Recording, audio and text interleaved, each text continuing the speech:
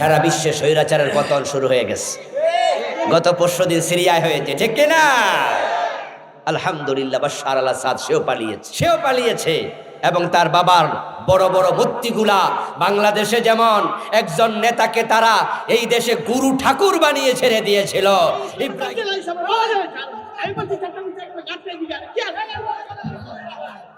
মুরব্বী আর কথা কয়েন না, আর এবার চুপ থাকেন প্লিজ, পরিবেশ নষ্ট করে ফেলছেন।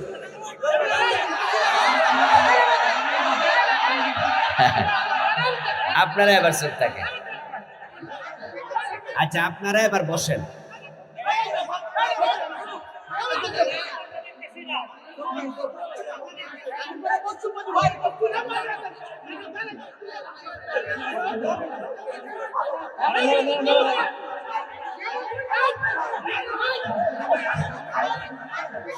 আচ্ছা,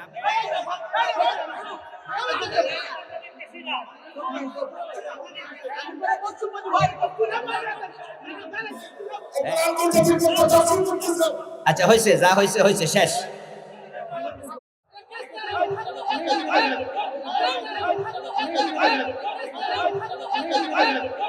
একটু বেশি কইলেছে আর কি, তো আপনারা একটু ধৈর্য ধরেন। ওকে, হয়েছে ভাই, এবার যান এবার যান এবার যান।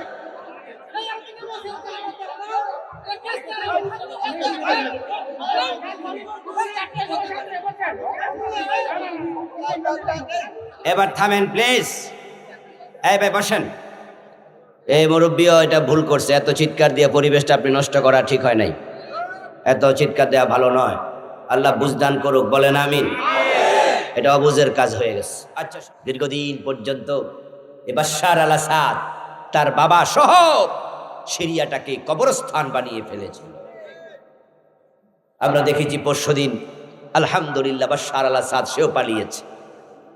সেও পালিয়েছে এবং তার বাবার বড় বড় মূর্তিগুলা বাংলাদেশে যেমন একজন নেতাকে তারা এই দেশে গুরু ঠাকুর বানিয়ে ছেড়ে দিয়েছিল। ইব্রাহিম নবী জাতির বাবা, জাতির পিতা, ওই পরিচয় জাতিকে তারা ভুলিয়ে দিয়েছিল। আরেকজনকে জাতির বাবা জাতির বাবা জাতির পিতা বলতে বলতে ইব্রাহিমকে সরিয়ে দিয়েছে। ওই জাতির পিতার গলায় রশি লাগাইয়া মানুষ মূর্তি মাটিতে ফেলেছে, মাথায় উঠে পাবলিক প্রস্রাব করে দিয়েছে।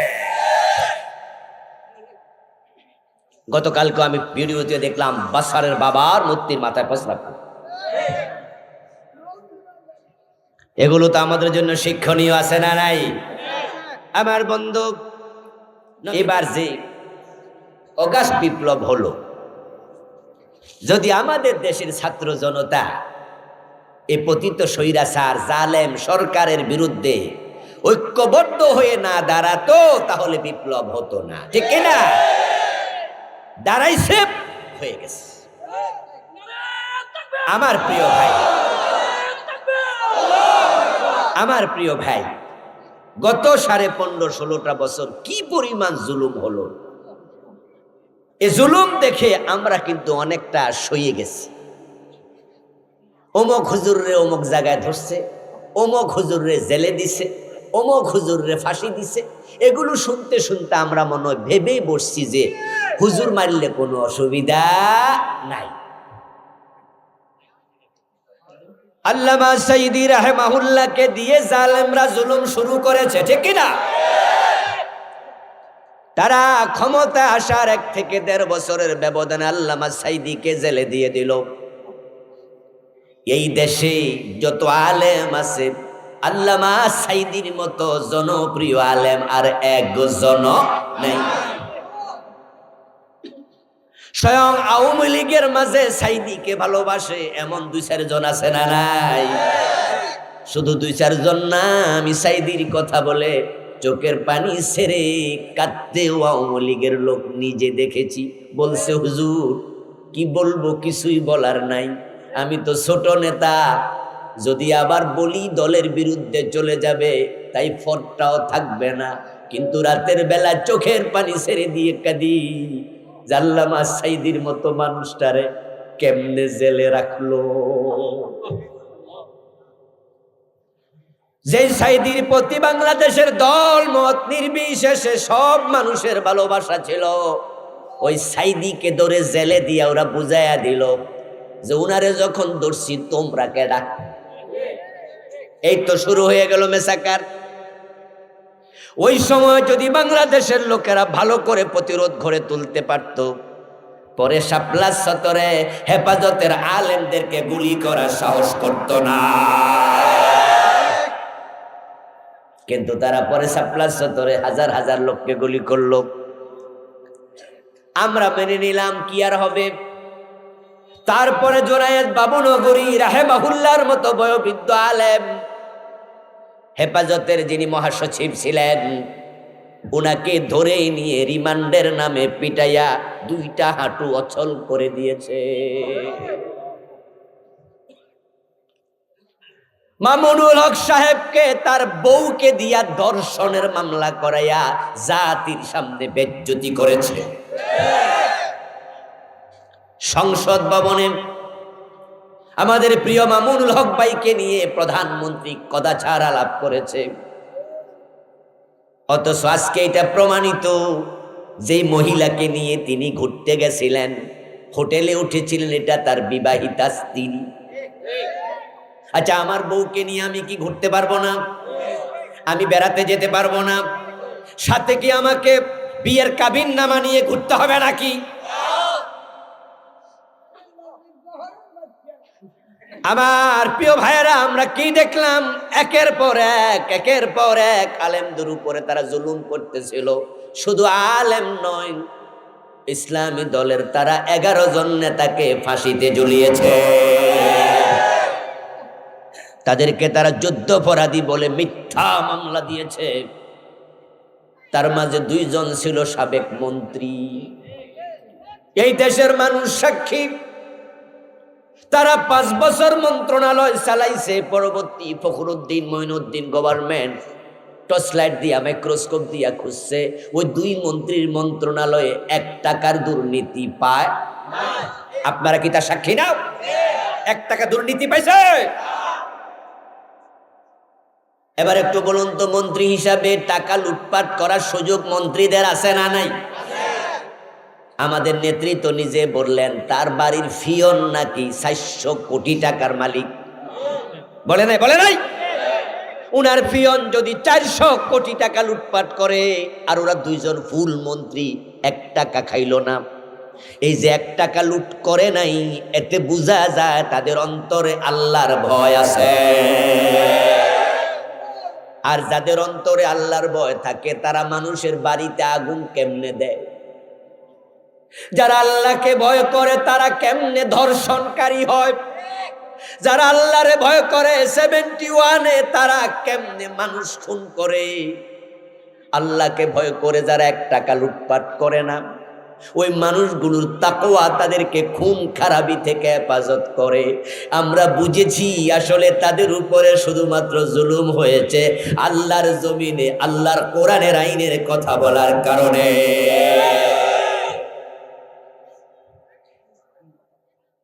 তারা শুধু ইসলাম ওয়ালাদের উপরে জুলুম করেনি, ভিন্ন মতের কারণে বেগম খালেদা জিয়ার মতো বয়োবৃদ্ধ 3 বারের প্রধানমন্ত্রীকে বাবার বাড়ি, স্বামীর বাড়ি থেকে বের করে দিল।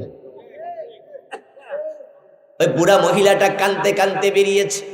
ওই ভিডিওগুলো আপনারা এখনো দেখবেন, ইউটিউব আস। ও দোস্ত, ওইখানে জায়গা ছাড়া কি টাকার জায়গা নাই যেখানেই দখল করে বিল্ডিং বানাতে হবে?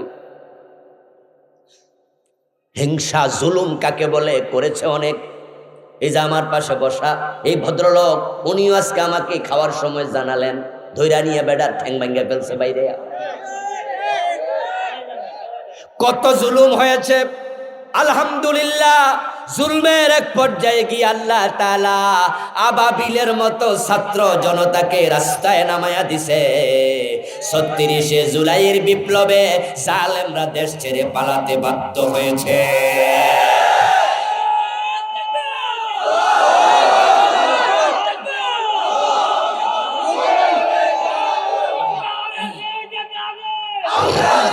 মুক্ত বাংলাদেশ দেখতে চাই আমরা, চাঁদাবাজ মুক্ত বাংলাদেশ দেখতে চাই আমরা, জালেম মুক্ত বাংলাদেশ দেখতে চাই।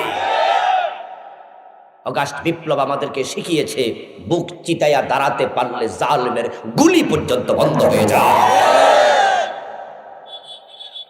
একজন পুলিশের সংলাপ আপনারা শুনেছেন যে পুলিশ বলছে যে স্যার গুলি তো করি, কিন্তু গুলি করলে একটা না মরে, শুধু পরে তো আর একটা খারাই যায়, যে একজন মারলে ৬০ জন জেলে যায় দাঁড়াইয়া যায়। হুজুর সার লড়ের তো না, সরে তো না, কিটা করতাম। আলহামদুলিল্লাহ এটাই প্রমাণ হয়েছে। আমরা এবার শিখে ফেলেছি সামনের দিকে এই বাংলা যারা চাঁদাবাজি করবে, জুলুম করবে, একইভাবে প্রতিরোধ করা হবে। ১ ইঞ্চি জমি আর সার দেয়া হবে না। সারা বিশ্বে স্বৈরাচারের পতন শুরু হয়ে গেছে। গত পরশুদিন সিরিয়ায় হয়েছে, ঠিক কিনা? দীর্ঘদিন পর্যন্ত বাশার আল আসাদ তার বাবা সহ সিরিয়াটাকে কবরস্থান বানিয়ে ফেলেছিল। আমরা দেখেছি পরশুদিন আলহামদুলিল্লাহ বাশার আল আসাদ সেও পালিয়েছে এবং তার বাবার বড় বড় মূর্তিগুলা, বাংলাদেশে যেমন একজন নেতাকে তারা এই দেশে গুরু ঠাকুর বানিয়ে ছেড়ে দিয়েছিল, ইব্রাহিম নবী জাতির বাবা, জাতির পিতা, ওই পরিচয় জাতিকে তারা ভুলিয়ে দিয়েছিল। আরেকজনকে জাতির বাবা, জাতির বাবা, জাতির পিতা বলতে বলতে ইব্রাহিমকে সরিয়ে দিয়েছে। ওই জাতির পিতার গলায় রশি লাগাইয়া মানুষ মূর্তি মাটিতে ফেলেছে, মাথায় উঠে পাবলিক প্রস্রাব করে দিয়েছে। গতকালকে আমি ভিডিওতে দেখলাম বাশারের বাবার মূর্তির মাথায় প্রস্রাব। এগুলো তো আমাদের জন্য শিক্ষণীয় আছে না নাই? আমার বন্ধু, এই জন্য বিদায় হজের দিন প্রিয় নবী সাল্লাল্লাহু আলাইহি ওয়াসাল্লাম লক্ষ জনতার সামনে তিনি তার ভাষণের শেষ দিকে বলেছেন, আলা হাল বাল্লাগতু। ৩ বার প্রশ্ন করেছিলেন, আলা হাল বাল্লাগতু, আলা হাল বাল্লাগতু। বাংলা অর্থ হলো, ও আমার সাহাবারা তোমরা সাক্ষী দাও আমার কাছে প্রেরিত ওহী আমি পৌঁছাইছি কিনা। এই সাহাবারা সাক্ষী দাও আমি কি ওহী লুকাইছি না পৌঁছাইছি। সাহাবারা সেদিন সবাই বলেছে বাল্লাগতা বাল্লাগতা, ও নবী আপনি ওহীর দায়িত্ব পুরাপুরি পালন করেছেন, আপনি পৌঁছিয়েছেন। প্রিয় ভাইরা, রাসূলুল্লাহ সাল্লাল্লাহু আলাইহি ওয়াসাল্লাম ওনার কাছে আসা ওহী প্রচার করলেন, তিনি চলে গেলেন। এখন আপনারা বলুন তো, নতুন কোন নবী আসবে?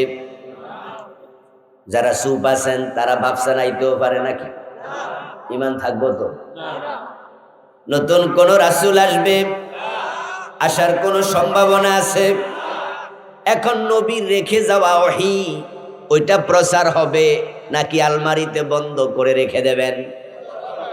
ওটা প্রচার করার দায়িত্ব উম্মতের কাঁধে আছে না নাই? এখন যারা হুজুর শুধু তারা প্রচার করবে আর আপনারা বয়ে থাকবেন। প্রিয় ভাইয়েরা, রাসূলুল্লাহ সাল্লাল্লাহু আলাইহি ওয়াসাল্লাম ১.৫ লক্ষ সাহাবীর সামনে বিদায় হজের দিন যখন বললেন আমি কি পৌঁছিয়ে দিয়েছি, তারা বলল হ্যাঁ। এবার রাসূল কি বলছেন শুনুন। এবার বলছেন ফালিয়ুবাল্লিগিশ শাহিদুল গায়বা।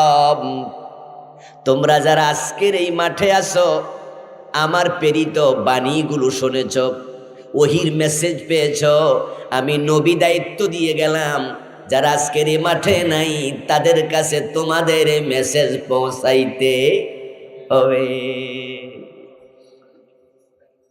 তোমরা যারা উপস্থিত আছো তারা অনুপস্থিতদের কাছে পৌঁছিয়ে দিও। নবীর অর্ডার মেনে চলা নফল না ফরজ? প্রিয় নবীজি বলেছেন বাল্লিগু আন্নী ওয়ালাউ আয়া। আমি নবী থেকে যদি তুমি একটা আয়াত, একটা মেসেজ শোনো, তোমার দায়িত্ব হলো যারা জানে না, শোনে নাই, তাদের কাছে এটা পৌঁছিয়ে দিতেই হবে। যদি আল্লাহর নবীর সাহাবারা ইসলাম মানুষের কাছে পৌঁছানোর দায়িত্ব পালন না করতেন তাহলে আরবের ইসলাম এ ভারত পর্যন্ত আসতো না। এই ভারত উপমহাদেশে সাহাবারা কি আসে নাই? জানেননি আপনারা? যারা জানেন তারা বলেন সাহাবারা কি আসে নাই? ব্যবসা বাণিজ্য করার জন্য আসে নাই, আসছে দিনের দাওয়াত দেওয়ার জন্য। তবে তারা ব্যবসায়ী ছিলেন, তাই আসার সময় কিছু ব্যবসায়ের মালামালও নিয়ে আসছে, কারণ পেট তো চালাতে হবে। যদি সাহাবারা, পরবর্তী তাবিইনরা, তাবে তাবিইন, মুজাহিদেরা, দাঈরা শুধু ব্যবসা করার জন্য দেশে আসতেন, ব্যবসা শেষে আবার ফিরে চলে যেতেন নিজ দেশে। কিন্তু দেখা যায় যে না, সাহাবারা তামাম দুনিয়ার বিভিন্ন দেশে দাওয়াত দেওয়ার জন্য, প্রচারের জন্য ছড়াইয়া গেছে, এবং তাই সাহাবারা আর ফিরে যায় নাই। পৃথিবীর বিভিন্ন দেশে সাহাবীদের কবর পাওয়া যায়। ও দোস্ত, বিজয় হজের দিন 1,14,000-এর মতো সাহাবী উপস্থিত ছিল। ইতিহাসবিদরা বলে কম বেশি 1.25 লাখ। মদিনা কেন্দ্রিক সাহাবী ছিল রাসূলের যুগে সবচেয়ে বেশি, কারণ 8ম হিজরি পর্যন্ত যেই যেখানে মুসলমান হতো তাকে হিজরত করে মদিনায় আসতেই হতো। হিজরত ছিল ফরজ। 8ম হিজরিতে যখন মক্কা বিজয় হয়ে গেল, এবার প্রিয় নবী বললেন, লা হিজরাতা বাদাল ফাতহি ওয়ালাকিন জিহাদুন ওয়া নিয়া ফাইজাস্তুন ফিরতুম ফানফিরু। রাসূলুল্লাহ বলে, মক্কা বিজয় হয়ে গেছে, এখন আর হিজরত ফরজ না, যে যেখানে মুসলিম হও সেখানেই থাকো, তবে হিজরত করার মতো, জিহাদ করার মতো নিয়ত মনের মাঝে লালন করো, হিজরত আর লাগবে না। 8ম হিজরি পর্যন্ত হিজরত ফরজ ছিল, তাই পৃথিবীর যে যেখানে কালেমা পড়েছে মদিনায় হিজরত করতে হয়েছে। 8ম হিজরিতে মক্কা বিজয় হলো, 9ম হিজরিতে হজ ফরজ হলো, 10ম হিজরিতে রাসূল হজ করলেন, 11 হিজরির রবিউল আউয়ালে রাসূল মরে গেলেন। ইতিহাস বিশ্লেষণ করলে দেখা যায় মদিনা কেন্দ্রিক সাহাবী ছিল বেশি।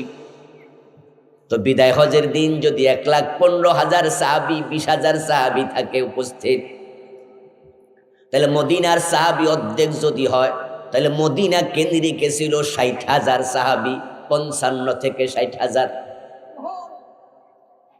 কিন্তু মদিনার যে গোরস্থান বাকি আল গারকাদ, যেটাকে বাংলাদেশের লোকেরা জান্নাতুল বাকি বলে চিনে, ওই বাকি নামক গোরস্থানে সাহাবীর কবর পাওয়া যায় মাত্র 10,000।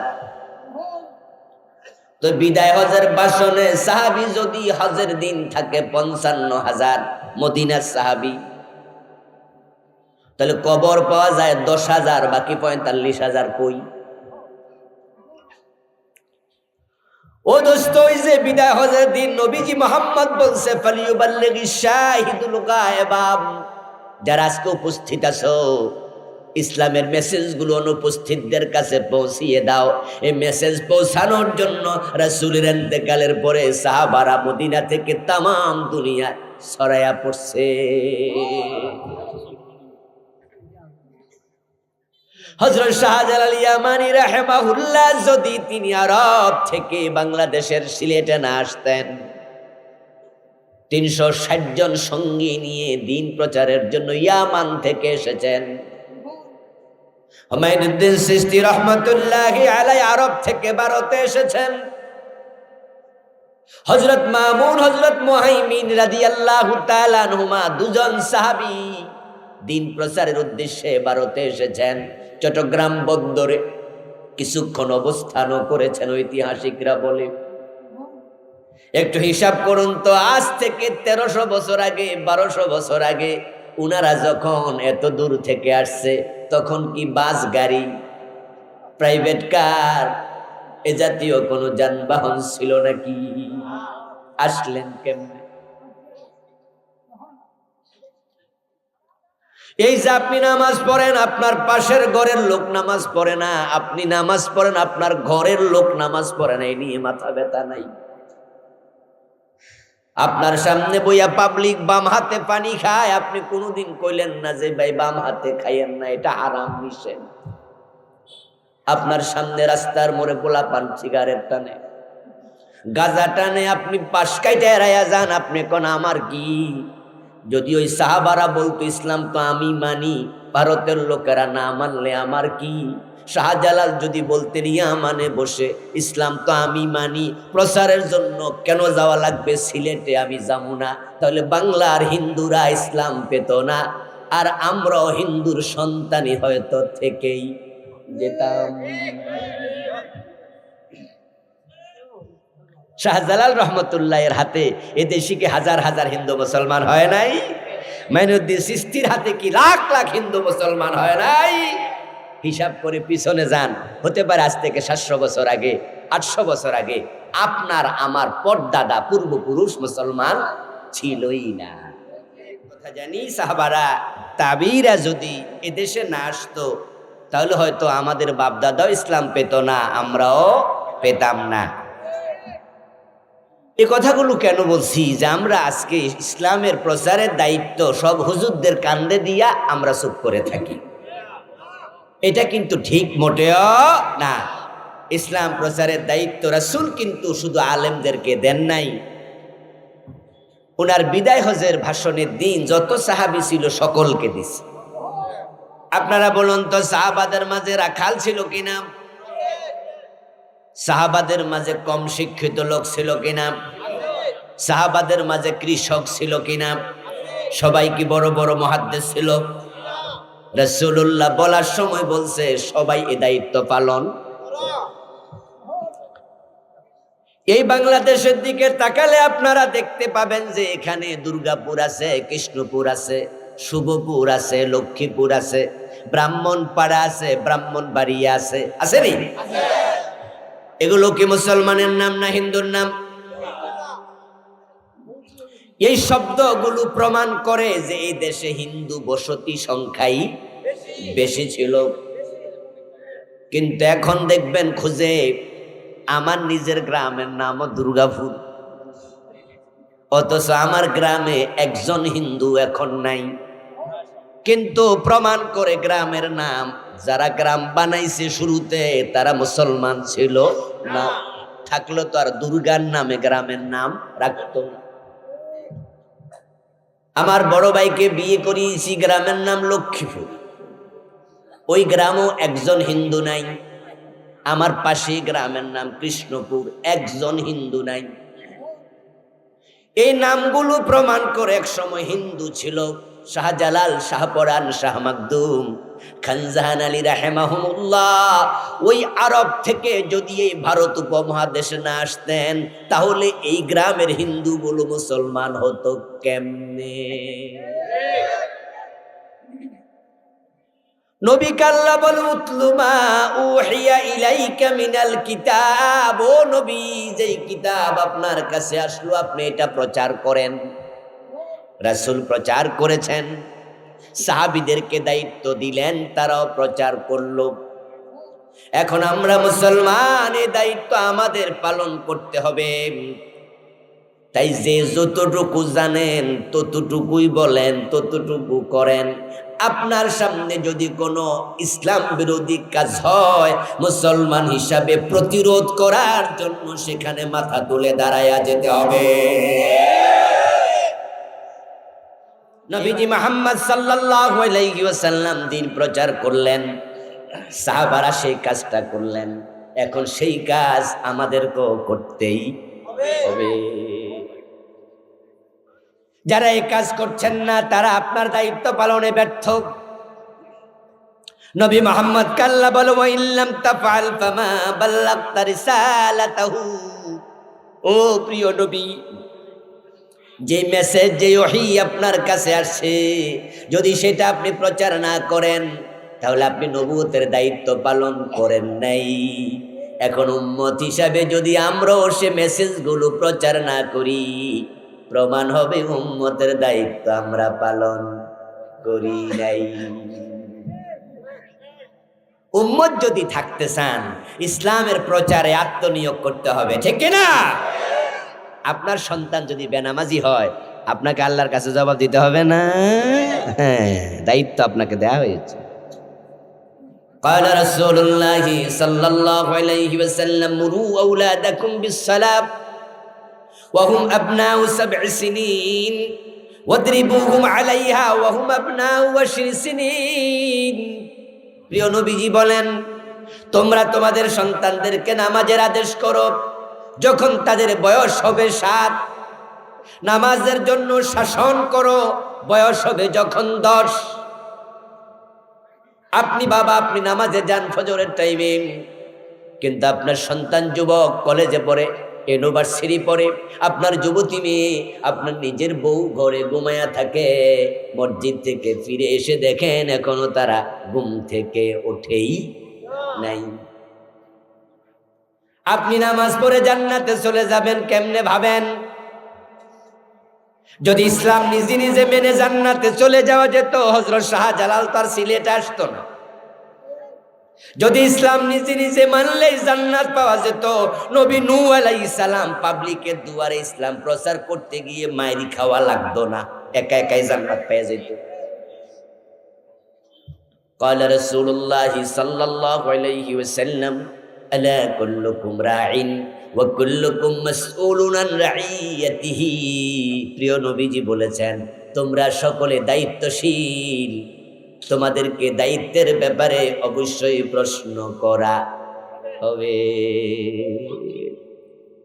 কুনতুম খায়রা উম্মাহ উখরিজাত লিন-নাস, তোমরা সৃষ্টির মাঝে সেরা, তোমাদেরকে মানুষের জন্য বানাইছি। অন্য মানুষ ইসলাম মানল কিনা এ নিয়ে তোমাকে মাথা ঘামাতেই হবে। তা'মুরুনা বিল মা'রুফ ওয়া তানহাউনা আনিল মুনকার, আমি তোমাকে সেরা বানাইয়া একটা শ্রেষ্ঠ দায়িত্ব দিছি, সেটা হলো সৎ কাজের আদেশ করো, অন্যায় দেখলে প্রতিরোধ করো। আমাদের রাসূল দ্বীনের দাওয়াত দিয়েছেন, আলহামদুলিল্লাহ ওহির মেসেজ পৌঁছিয়েছেন। এবার একটা প্রশ্ন করি, প্রিয় নবী যে ওহির দাওয়াত যখন দিলেন তখন কি ওহির কিছু লুকাইছে নাকি ফুরা দিছে? ফুরা দিছে তো, যে লুকাইলি কি আমরা ফুরা কোরআন পাইতাম? কোরআন রাসূলের উপর যখন নাজিল হয়, এটা কি কাগজে লেখা নাজিল হয়েছে না কলমে? তো রাসূল যদি কিছু লুকাই রাখতেন তাহলে তো আবু বকর ওমর জানতো না যে লুকাইছে। প্রিয় নবীজি কিছুই লুকায় নাই। কিন্তু আমাদের সমস্যা হলো, আমরা ইসলাম যারা প্রচার করি, আমরা সুবিধা মতো করি, আমরা কিছু প্রকাশ করি, কিছু লুকায়া রাখি। তাই দেখবেন অনেক হুজুর বাংলাদেশে পাবেন, বক্তা, পীর, খতিব, নামাজের ওয়াজ করে, রোজার ওয়াজ করে, হজের ওয়াজ করে, যাকাতের ওয়াজ করে, জিকিরের ওয়াজ করে, পর্দার ওয়াজ করে, কিন্তু চোর ধরে হাত কাটো, ডাকাত ধরে শুলে দাও, জেনা করলে পাথর মারো, মদ খাইলে 100 বেত লাগাও, জমিন যার আইন চলবে শুধুই তার। অসংখ্য হুজুর রাজনীতির ওয়াজটা করেই না, বরং উল্টা কয় আমি রাজনীতি করি না। রাসূল মুহাম্মাদের জীবনে রাজনীতি আছে না নাই? এখন উনারা নামাজ পড়ে, রোজা রাখে, রাজনীতি কেন করে না? রাসূল তো মদিনার প্রেসিডেন্ট ছিলেন 10 বছর,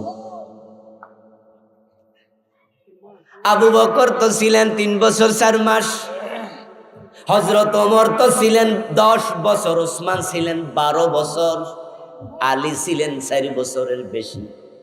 তো 4 খলিফা 30 বছর দেশ চালায়। রাসূল মুহাম্মদ সাল্লাল্লাহু আলাইহি ওয়াসাল্লাম 10 বছর দেশ চালায়, আর তুমি দেশ চালাও না। বরং আমরা যারা দেশ কোরআন দিয়ে চালাতে চাই, আমাদের দলেও আসো না। আলগাত বইয়া বইয়া ক উনি রাজনীতি করুক গা, আমি করব না। বরং রাজনীতি না কইরা বুঝায় উনি হক কাজ করতেছে, উনি বালা কাজ করে, এবং গুতা মাইরা কয় উনারা ক্ষমতার লোভ আছে, আমাদের ক্ষমতা দরকার নাই, আমরা বেহেশত চাই। আর মুরিদেরা কয় দেখছুনি আমাদের হুজুর কত বড় মুত্তাকি, উনি মেম্বারও হইতে চায় না, চেয়ারম্যানও হইতে চায় না, এমপি তো নাই, উনি দুনিয়া ক্ষমতাই চায় না। আচ্ছা, রাসূল কি তোমার সে কম মুত্তাকি ছিল? তো উনি যে 10 বছর প্রেসিডেন্ট। আসলে ব্যাপারটা কি?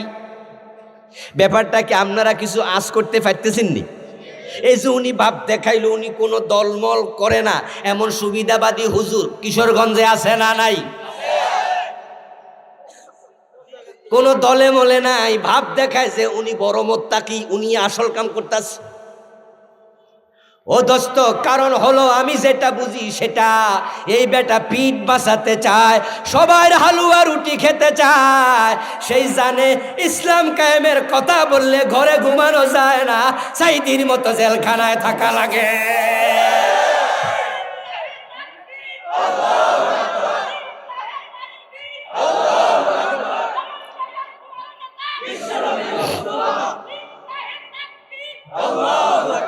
আমার প্রিয় ভাই, আপনারা বলুন তো, যাদের বিবেক ভালো আছে বেছেন নাই, নিজের কাছে আছে।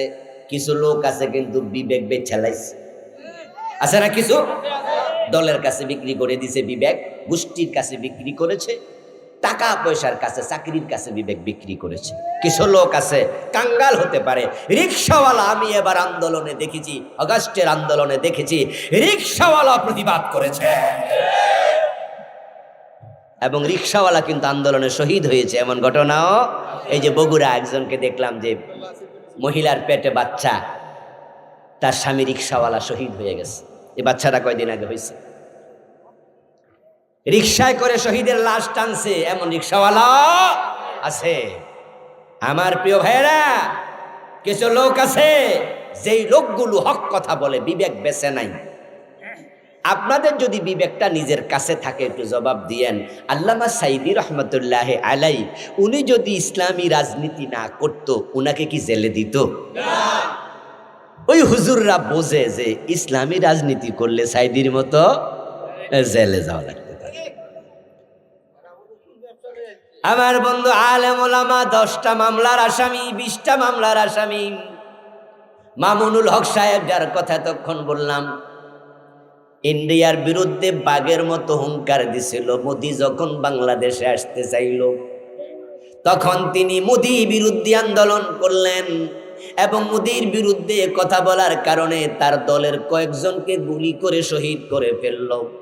তারপরে ইন্ডিয়ার ইশারায় মামুনুল হককে অ্যারেস্ট করলো, বউ দিয়ে মামলা দেয়ালো। ইসলামী আন্দোলন তিনি করেন, বুক ফুলায়া কথা বলেন, কাউকে কেয়ার করেন না। উনিও যদি শুধু নামাজ রোজা হজ যাকার ওয়াজ করতো, যাকাতের ওয়াজ করতো, জিকির আজকার করে ফিরালি কইরা মুরিদ বানাতো, মামুনুল হককেও জেলে দিত না। তাই যারা সুবিধাবাদী তারা ইসলামী রাজনীতি করে না। রাসূলুল্লাহর ইসলাম কি অর্ধিক্কা ইসলাম না পূর্ণাঙ্গ ইসলাম? তো পূর্ণাঙ্গ ইসলাম হলে আপনি ইসলামে কি রাজনীতি নাই? তো এটার থেকে আপনি দূরে থাকেন কেন? ইসলামের ভিতর অর্থনীতি আছে, সমাজনীতি, শিক্ষানীতি, চিকিৎসা নীতি, তো সব যদি থাকে, শুধু রাজনীতিটা নেই, এটা মন মতো করবেন। প্রিয় নবীজি ইসলাম পূর্ণাঙ্গ প্রচার করেছেন। আপনাকে আমাকে পূর্ণাঙ্গ ইসলাম প্রচার করা লাগবে। এটা হলো আল্লাহ তাআলার প্রথম মেসেজ। এবার দ্বিতীয় মেসেজ হলো আকিমিস সালাম, নামাজ কায়েম করো। ইন্নাস সালাতা তানহা আনিল ফাহশাই ওয়াল মুনকার, নিশ্চয়ই যে নামাজ পড়ে, নামাজ তাকে অন্যায় থেকে ফিরায়া রাখে। কে বলেছেন? আল্লাহ। একটু আওয়াজ করে বলুন না, বলেছেন কে? অন্যায় থেকে নামাজ ফিরায়। ইন্নাস সালাহ, ইন্না অর্থ হলো নিশ্চয়ই, as-সালাতা মানে নামাজ, নামাজ তানহা বিরত রাখে, ফিরায়া রাখে, আনিল ফাহশাই ওয়াল মুনকার গর্হিত কাজ থেকে, অন্যায় কাজ থেকে। আমার আল্লাহ বলে নামাজ পড়ো, নামাজ তোমাকে অন্যায় থেকে বাঁচাবে। বাংলাদেশে এই আয়াতটার বাস্তবতা একটু কম দেখা যায়, বরং আমরা দেখি নামাজও পড়ে সুদও খায়, নামাজও পড়ে ঘোষও খায়, নামাজ পড়ে ওজনে কম দেয়, নামাজ পড়ে মালে বেজাল দেয়। আজকের মাহফিলে 2-4 জন নামাজি সুদে টাকা লাগায়া রাখছে, এমন আছে না নাই? উনার নামাজ উনাকে সুদ থেকে ফিরাতে পারে নাই। আমার বন্ধু পকেটে ঘুষের টাকা লইয়া নামাজে জায়গা, এমন নামাজি আসেনি? এক কিশোরগঞ্জে গেলে অফিস পাইবেন, অফিসার ঘোষ খাইতেছে, সিগনেচার দেয় আর পকেটে নেয়। সাব রেজিস্ট্রি অফিস যেখানে জমির দলিল হয়, ওখানে ঘোষ খায় না এমন অফিসার খুব কম। এজন্য যারা দলিল ভেন্ডার তাদেরকে জিজ্ঞেস করবেন, এই যে জমি কিনতেছি, রেজিস্ট্রেশন হবে আগামী রোববারে, কত লাগবে? সে দেখবেন হিসাব দেবে যে জমির টোটাল রেজিস্ট্রেশন ফি, সরকারি ফি এত, দলিলের খরচ এত, রাইটারের খরচ এত, এই হলো মোট 2,30,000, কিন্তু খরচ হইব 2.5 লাখ। বাকি 20,000 কি? কইটা টেবিল খরচ। এমন আসেনি আসেনি? কয় যে ওইটা হলো টেবিল খরচ। এর মানে টেবিলও খায়, টেবিলের দাঁত আছে, জিব্বা আছে। এবার বলুন তো, টেবিলে খায় না টেবিলওয়ালা খায়? ইয়েস, ওই যে কাম যারা করে দিব অফিসার আছে, ওদের ঘোষের ফি পর্যন্ত নির্ধারণ। বড় অফিসার প্রতি সিগনেচারে 500, ছোট অফিসার 300, এরকম করে নির্ধারণ করা আছে। আমি তো কম করে লাইছি, আরো বেশি। প্রতি সিগনেচার হিসাব করে রাখে মোট আজকা কয়টা সিগনেচার। টাকা লইছে পকেটে, ঘোষের টাকা সাইন করেছে, আজান পড়ে গেল জোহর, আল্লাহু আকবার। এবার অফিসার ক্লায়েন্টে কয়, দিলে তাড়াতাড়ি দেন, আজান হইয়া গেছে।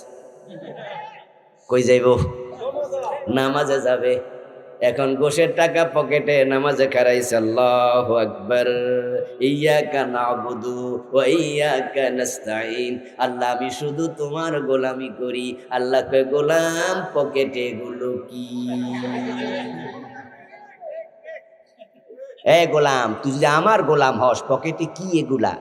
ঘোষের টাকা পকেটে লইয়া নামাজ পড়ছে, সুদে টাকা লাগাইয়া হজ করতে গেছে, হারাম টাকায় যায় নামাজ কিনা ওইটা খারাইয়া নামাজ পড়ে, এমন নামাজিও আছে না নাই?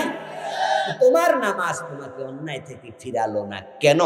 আল্লাহ তো বললেন নিশ্চয় নামাজ অন্যায় থেকে ফিরায়। আল্লাহর কথা মিথ্যা হতে পারে না। তাহলে বুঝতে হবে তোমার নামাজটা বাতিল,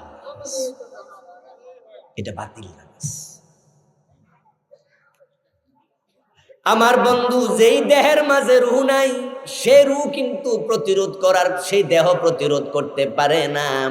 10টা লাশ পড়ে আছে, 10টা লাশের পকেটে জামা কাপড় আছে, পকেটে মানি ব্যাগ আছে। এখন 10টা লাশ, আমরা 10 জন মানুষ, মানি ব্যাগ আছে, মরে গেলাম। এখন আমাদের সাথে 20টা হাত আছে, কিন্তু একজন লোক চোর আইসা, ডাকাত এসা যদি মানি ব্যাগ কাইরা নেয়, এ মরা লাশের হাত উঠবে নাকি? বাধা দেবে নাকি? কারণ রূহ নাই, দেহ কাজ করে না। তোমাদের যাদের নামাজ রূহ নাই, আল্লাহ পর্যন্ত যায় না, ওই নামাজ তোমাকে অন্যায় থেকে ফিরাতে পারবে না।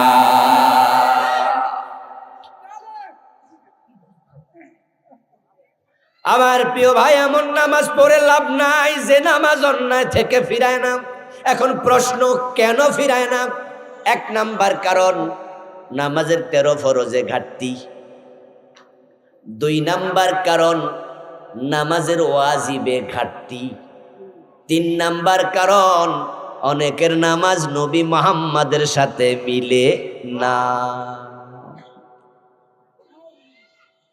রুকু দিয়া সোজা হয়ে দাঁড়ায় না, 2 সেজদার মাঝখানে সোজা হয়ে বসে না, টুকটুক কইরা সেজদা মারে, এমন নামাজি আছে না নাই? 2 সেজদার মাঝখানে সোজা হয়ে বসা, রুকু থেকে সোজা হয়ে দাঁড়ানো ওয়াজিব। যদি আপনি তাড়াহুড়া করেন, সোজা হয়ে না খাড়ান, 2 সেজদার মাঝখানে সোজা হয়ে না বসেন, পুরা নামাজটাই বাদ। আপনাকে সাউ সেজদা দিতেই হবে, আর সাউ সেজদা দেন নাই, ওয়াজিব তরক, নামাজ বাতিল। নামাজের মাঝে 13টা আছে ফরজ, 14টা আছে ওয়াজিব। 1 নাম্বারে শরীর পাক, 2 নাম্বারে কাপড় পাক, 3 নাম্বারে নামাজের জায়গা পাক। এখন শরীরে আছে হারাম, হারাম খাইছেন, পেটের মাঝে গোশের টাকায় কেনা আঙ্গুর, রক্তের মাঝে গোস্তে আছে হারাম, রক্ত হয়েছে সুদের টাকায় কেনা খাবার খেয়ে। তহারাত দুই প্রকার, তহারাতে জাহিরি, তহারাতে বাতিনি। গায়ের মাঝে ময়লা লেগেছে, গোসল করো পাক হবে, কিন্তু রক্তে হারাম ঢুকে গেছে, এখন পাক করবা কেমনে? قال رسول الله صلى الله عليه وسلم من اشترى ثوبا في 10 دراهم فيه درهم حرام لم يقبل الله له صلاته ما دام عليه। প্রিয় নবীজি বলতেছেন 10 দিরহাম দিয়ে কাপড় কিনলা, 9 দিরহাম হালাল, 1 দিরহাম হারাম। ওই 1 দিরহাম হারাম ঢুকেছে কাপড়ের টাকায়, যত নামাজ পড়ো আর 1 রাকাত কবুল হবে না। ও দোস্ত, মসজিদ বানাইছো সুদের টাকা দিয়া, হারাম টাকা দিয়া টাইলস কিনেছে, মার্বেল পাথর কিনছে, এলাকার চৌধুরী সাহেবের সভাপতি বানাইছে। এর আগে সভাপতি ছিল হুজুর মানুষ। কইরে সভাপতির একটা লাভ কি? হে তো নিজে 500 টাকা চাঁদা দেয়। এই চাঁদা দিয়া মসজিদ দোতলা হইব না, বরং চৌধুরীরে বানাও, হে একাই দোতলা 10 লাখ দিয়া দিব। অথচ চৌধুরী সাহেব সিনেমা হলের মালিক। যারে সভাপতি বানাইছো সে সুদী ব্যাংকের ডিরেক্টর। যার হারাম ইনকাম তারে সভাপতি বানায়া মসজিদ পাকা করতেছ। তোমার মসজিদের জায়গা নাফাক বানাইছো, অথচ নামাজ ফরজ হওয়ার 13টা বিধান, ওই ফরজের মাঝে 3 নম্বরে নামাজের জায়গা ফাঁক হওয়া লাগবে। রাসূলুল্লাহর মসজিদ ছিল কাঁচা।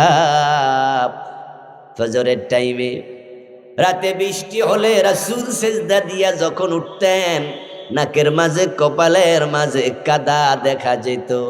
মসজিদ ছিল কাঁচা, মুসল্লি ছিল পাকা। এখন মসজিদ হইছে পাকা, মুসল্লি হইছে কাঁচা। রাসূলের সাথে নামাজ মিলে না। নবীজি মুহাম্মদ সাল্লাল্লাহু আলাইহি ওয়াসাল্লাম বলেছেন, সাল্লু কামা রাআইতুমুনি উসাল্লি। তোমরা নামাজ পড়ো সেভাবে আমি নবী মুহাম্মদকে নামাজ পড়তে দেখেছো যেভাবে। এখন রাসূলুল্লাহর সাথে নামাজ কেমনে মিলবে? নামাজ তো শুরু করি উল্টা, শেষও করি উল্টা। শুরু করে নাওয়াইতু আনুসাল্লি লিল্লাহি তাআলা, শুরু করেননি ওয়াজ্জাহাতু ওয়াজহিয়া লিল্লাযী ফাতারাস সামাওয়াতি ওয়াল আরদ। এটারে বানাইছে মুসল্লার দোয়া। আমার নবী এই দোয়া পড়ে কখনো নামাজ শুরু করেন নাই। তিনি অন্নি ওয়াজ্জাহাতু পড়েছেন, হাদিসে পাওয়া যায়, কিন্তু সেই দোয়াটা রাসূলুল্লাহ করেছেন তাকবীর দেওয়ার পরে, আর আমরা ধাক্কাইয়া নিছি তাকবীরের। সহিহ মুসলিমের হাদিস, হাদিস নাম্বার 1689। হযরত আলী বলেন, কানা রাসূলুল্লাহ সাল্লাল্লাহু আলাইহি ওয়াসাল্লাম ইযা কামা ইলাস সালাতি কাব্বারা। রাসূল নামাজে দাঁড়াইতেন, শুরু করতেন তাকবীর দিয়া। ইফতিতাহু ওয়াত তাকবীর ওয়া ইখতিতামুহু আত তাসলিম। রাসূলুল্লাহ নিজেও বলেছেন, নামাজ শুরু হবে তাকবীর দিয়া, শেষ হবে সালাম ফিরায়া। আমাদের সালাম ফিরায়া কিন্তু নামাজ শেষ হয় না। অসংখ্য মসজিদে সালাম ফিরাইয়া সবাই বইয়া থাকে, হুজুর কখন আমিন কইব। হুজুর যদি আমিন না কয়, হুজুরের চাকরি। এমনে জিগাইলে কয়, না না এ মুনাজাত ফরজ না, এটা ওয়াজিব না, তো হুজুরের চাকরি গেল কেন? এ মুনাজাত লইয়া মারামারি করলা কেন? যদি এমন জায়গা আছে মুনাজাত না করে ফরের ওয়াক্তে চাকরি। মুনাজাতকে তারা নামাজের অংশ বানায়া ছাড়ছে। হযরত আলী বলতেছেন, রাসূলুল্লাহ নামাজে দাঁড়াইতেন, তারপর আল্লাহু আকবার বলতেন, বলে তিনি এবার বলতেন ইন্নী ওয়াজ্জাহাতু ওয়াজহিয়া লিল্লাযী। তিনি বলতেন সুবহানাকাল্লাহুম্মা ওয়া বিহামদিক। তিনি বলতেন আল্লাহুম্মা বাঈদ বাইনি ওয়া বাইনা খাতায়ায়া কামা বা'আদতা বাইনাল মাশরিকি ওয়াল মাগরিব। সানা হিসাবে রাসূলুল্লাহ অনেকগুলো দোয়া পড়তেন, একবার এক একটা, কিন্তু আমরা সানা হিসাবে সুবহানাকাল্লাহুম্মা একটাই শিখছি। আচ্ছা পড়েন, অসুবিধা নাই, কিন্তু ইন্নী ওয়াজ্জাহাতুরে দাক্কায়া আগে নিছেন, আগে নেয়ার অধিকার দিল কে? রাসূল যা করেন নাই আমরা তা করব না, রাসূল যা ছাড়েন নাই আমরা তা ছাড়ব না। এটাই হলো ইসলাম। ইমাম সাহেব যখন নামাজ পড়ে, নামাজের মাঝে ইমাম মাঝে মাঝে ভুল করে ফেলে, করতে পারে মানুষ। ইমাম যখন ভুল করে পিছন থেকে আমরা লোকমা দেব, সংশোধন করব। কে বা কারা বাংলাদেশে লোকমার সিস্টেম চালু করছে? পিছন দিয়া কয় আল্লাহু আকবার। অথচ রাসূলুল্লাহ শিখাইছে লিররিজালিত তাসবিহু ওয়া লিন্নিসাইত তাসবিহু, পুরুষরা বলবে সুবহানাল্লাহ, মহিলা মুসল্লি থাকলে তারা হাতের উপর হাত আওয়াজ করবে। কিন্তু সুবহানাল্লাহ সরায়া কেডা যে আল্লাহু আকবার ঢুকাইছে আমি জানিও না। রাসূল শিখাইল কি, আমরা করলাম কি? প্রিয় নবীজি সালাম ফিরাতেন, ফিরায়া 3 বার পড়তেন আস্তাগফিরুল্লাহ, একবার বলতেন আল্লাহু আকবার, একবার আয়াতুল কুরসি পড়তেন, 33 বার সুবহানাল্লাহ, 33 বার আলহামদুলিল্লাহ, 34 বার আল্লাহু আকবার, একবার আল্লাহুম্মা আনতাস সালাম ওয়া মিনকাস সালাম, একবার পড়তেন সাইয়্যিদুল ইস্তিগফার আল্লাহুম্মা আনতা রাব্বি লা ইলাহা ইল্লা আনতা, একবার পড়তেন তাশাহুদ আশহাদু আল্লা ইলাহা ইল্লাল্লাহু ওয়াহদাহু লা শারীকা লাহু। অনেকগুলো দোয়া হাদিসে আছে। এই নিয়ে আমি আলাদা বই লিখেছি, বইটার নাম দিয়েছি হাদিসের বৈচিত্র্যে পূর্ণাঙ্গ নামাজ। এই তো আসরের আজান মাত্র হয়ে যাবে, কিছুক্ষণ পরে শেষ করতে পারবো না। রাসূলের সাথে নামাজ মিলে না, অসংখ্য জায়গায় এই ভুল চলছে, চলমান আছে। ভুলবাল নামাজ তো আল্লাহ কবুল করবে না। তোমার নামাজ তোমাকে অন্যায় থেকে ফিরাবে কেমনে? কবুলিত হয় না। হাদিস দিয়ে আমি ধরে ধরে ভুলগুলো এই বইতে তুলে ধরছি। আমার লেখা মোট 8টা বই আছে। ওই ড্রাইভারের কাছে আছে, কালো গাড়িটা বাহিরে নিয়ে যাবেন। সালাতের উপরে বইটা মোস্ট ইম্পর্টেন্ট। আমার রাসূল বলতেছেন, যে ব্যক্তি সালাম ফিরানোর পরে, ফরজ নামাজের পরে প্রতিদিন আয়াতুল কুরসি পড়ে, তার মাঝে আর জান্নাতের মাঝে ব্যবধান শুধু তার মৃত্যু। আর আমরা সালাম ফিরাইলাম, আল্লাহু আকবার, সালাম ফিরানোর পর আল্লাহুম্মা আমিন কইলেন, তারপরে মুনাজাত, ইমাম সাহেবও খাড়ায়া যায়, মুসল্লিও খাড়ায়া যায়। রাসূলের শিখানো দোয়াগুলো অধিকাংশ মানুষ আর পড়েই না। আমার দোস্ত, আপনার নামাজ রাসূলের সাথে মিলাতে হবে। বিরক্তিকর, বিরক্তিকর। আমার প্রিয় ভাইয়েরা, এরা আছে এরা দান্দায়, আমি আছি আমার দান্দায়। ওয়াজ করার টাইম পাইলাম না। এখানে একটা মাদ্রাসা আছে, নুরানি মাদ্রাসা, ওনারা একটু সহযোগিতা চাইতেছে। এখন এই সহযোগিতা যদি আপনারা না করেন তাহলে করবে কে? তা আমরা 2-4 মিনিট ওয়াজ করবো, এরপর মুনাজাতের দিকে চলে যাব। কিছু লোক ভিতরে ঢুকবে, যে যারা যা পারেন 10, 20, 50, 100, 1000, 10,000, 20,000 এই মাদ্রাসার জন্য আপনারা কিছু সহযোগিতা করবেন। এই যান, তাড়াতাড়ি যান, ইয়াং পোলাপান ভিতরে ঢুকে যা করা। আর আমরা দোয়ার দিকে যাচ্ছি। নেতা মানুষ এই সিলিফিটা কয়বার সামনে দিছে, এখন পাবলিকও ধাক্কায় যে দেন। আমার ভাইয়েরা, কিছু লোক ভিতরে যাচ্ছে, যে যা পারেন সহযোগিতা করুন। প্রিয় ভাইয়েরা, বলছিলাম এখন নামাজের ভিতরে যদি ভুলভাল জিনিস চালু হয়, নামাজ রাসূলের সাথে না মিলে, এই নামাজ তো কবুল হওয়ার সম্ভাবনা কমে যাবে। প্রশ্ন হতে পারে, ভুল কেন ঢুকলো? উত্তর হলো, আপনারা যারা সচেতন আছেন বলুন তো, এখানে মুরব্বীরা যারা আছেন, আজ থেকে 100 বছর আগে আপনাদের জামিয়া এমদাদিয়া কি ছিল? ছিল। আর 100 বছর আগে তো হাটহাজারই ছিল না। বাংলাদেশে দাওরা একটা মাদ্রাসাও ছিল না। কাওর কামেল পাশ করার জন্য যাওয়া লাগতো কলকাতা আলিয়ায়, দাওরা পাশ করার জন্য যাওয়া লাগতো দেওবন্দ। তো হাদিসের কিতাব পড়াবে কে? পড়ার লোকে তো নাই, মাদ্রাসায় তো নাই, কোথায় পড়বে, কাকে পড়াবে? তাই কিছু ভুলভাল নিয়ম বাংলাদেশে চালু হয়েছে ইবাদতের মাঝে। এই ভুল থেকে এখন সংশোধন হওয়া লাগবে। আলহামদুলিল্লাহ, এখন দাওরা মাদ্রাসার অভাব নাই, কামেল মাদ্রাসার অভাব নাই। আগের ভুল নিয়ে আমরা মরতে চাই না, আমরা ভুল সংশোধন করতে চাই। এমন নামাজ পড়তে চাই যে নামাজ আমাদের অন্যায় থেকে ফিরাবে। আল্লাহ তৌফিক দান করুন, বলি আমিন। হাযা মা ইনদি ওয়াল ইলমু ইনদাল্লাহ আলাইহি তাওয়াক্কালতু ওয়া ইলাইহি উনীব।